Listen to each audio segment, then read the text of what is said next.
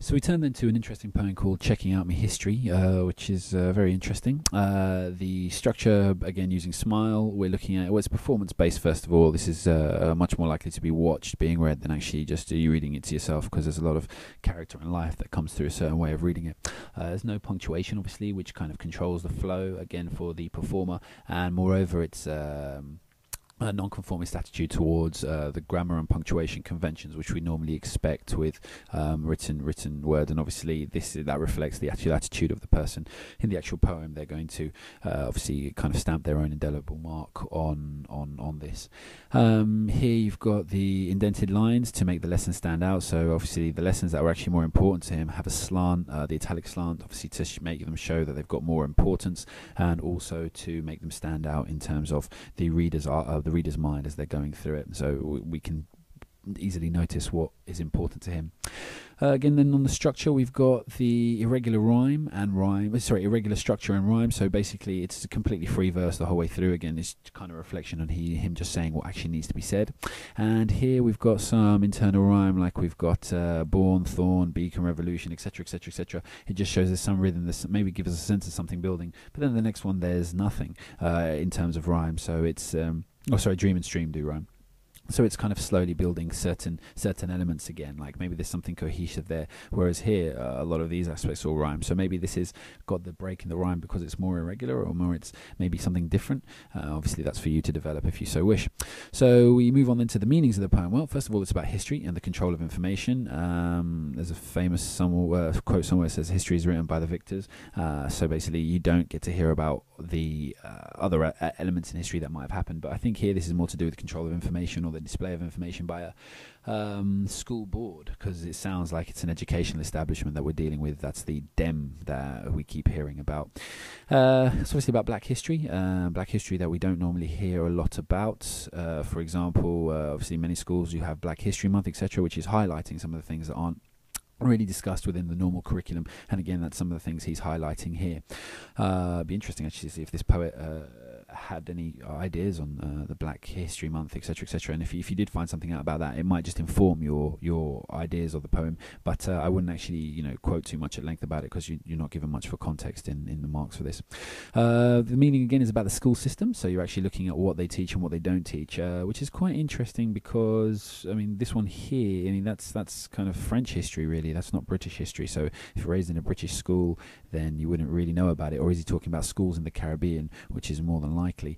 Then maybe we'll take about it. But the cow who jumped over the moon, I don't know what that renders to, and that would actually be really interesting, seeing what cross-cultural varieties there are in similar nursery rhymes, etc. You've also got the idea in the issue of defining oneself. So basically, again, he talks about all them tell me, but them never tell me about. And then there's a thing he highlights, and at the end, of course, he says, now I'm checking out my own history, I'm carving out my identity. So obviously he's finding himself and developing. That's one of the other meanings there. So we've got the images. Now obviously the images, you've got all the historical images, and they're actually quite clear the whole way through, but then one of the things that you've actually got is this idea of the lost person searching, and that's kind of just comes through, even though it's never actually shown to us. We've got them tell me about, and the things that they don't tell me about, they're obviously in massive contrast. You've also got the images of the ridiculous lessons. I mean, here you've got the idea of the what he's taught is the cow jumped over the moon, and you've also got the dish that ran away with the spoon from the popular nursery rhyme. So you can see him kind of almost ridiculing that. An interesting idea to actually maybe develop is, well, was he taught all these things at the same time? And obviously, maybe that's what school's just supposed to give you, a bedrock of kind of creativity, and then perhaps a little bit of history, and then maybe you're supposed to go and do your own learning from there, which is what he does.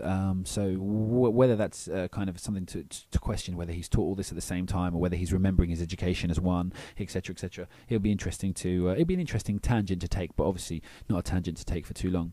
And you've got the image as well of powerful role models, obviously people he respects, etc. So obviously the names are actually out here, and obviously the people maybe he doesn't have as much time for, etc. We've also got in the language then the use of facts and stories. They're actually used quite a lot. So obviously dates like 1066, and then the whole the episode of this Caribbean history here.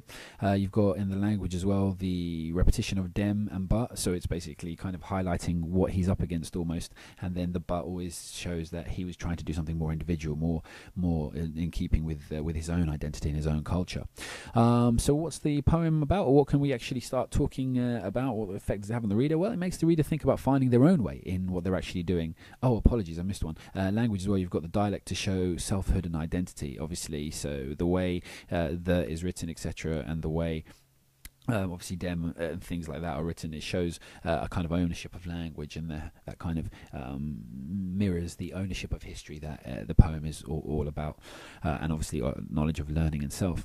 So the poem, what it makes you think about is finding our own way. What are we taught? What do we want to change? What do we want to go through? What kind of identity will we carve for ourselves? Obviously that's quite interesting when you look at celebrities who time and time again recast themselves as different people and different things. Interesting, really. I mean, you could take that on forever, actually. Just it says a lot about society. Excuse me for going into a daydream there. Basically, also it's about research, the idea that you can actually go and learn so much if you so choose, and you can go and find out all these things, especially with the modern technology available to us. You can find out anything, obviously. And obviously, maybe question our education. Was everything we were ever told true? I mean, was that true of what we're told at school? Was it true of what we're told by our parents? Was it true of what we're told by maybe religious teachers or scientific teachers, etc., that we have? And question our education. So, say, for example, in America, in a lot of states in America, there's always that idea where they teach creationism and not evolution, etc. And obviously, you should ask whether is that right? Shouldn't we teach both, or should they only teach one or the other, etc., etc.? What are the pitfalls and pros of that? So it's a really interesting, thought-provoking poem, which you can take a lot out of, and hopefully there's something in there that you can relate to.